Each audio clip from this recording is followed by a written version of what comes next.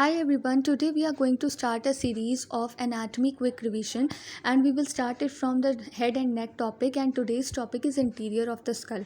So interior of the skull is basically divided into three regions. The first region is the anterior cranial fossa, which can be seen from the frontal bone to the lesser wing of the sphenoid bone. Then there is middle cranial fossa and posterior cranial fossa. So here we will see what is anterior cranial fossa. So first, when we see the boundaries of the anterior cranial fossa, so on the anterior side there is a frontal bone. On the posterior side there is lesser wing of sphenoid bone, and both the lateral sides are marked by the frontal bone. So there are three bones involved in the anterior cranial fossa, that is frontal bone, lesser wing of sphenoid bone and ethmoid bone.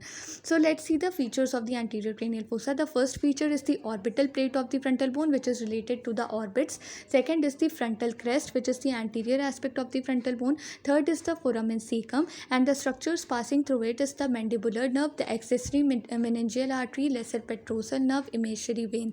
Then there is crista galli, which is a perpendicular elevated plate of the ethmoid bone in the midline, and it is a very important feature of the anterior cranial fossa.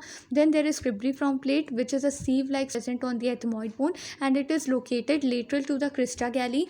Then there is anterior ethmoidal foramen, through which the anterior ethmoidal nerves and vessels passes. So these are the features of the anterior cranial fossa.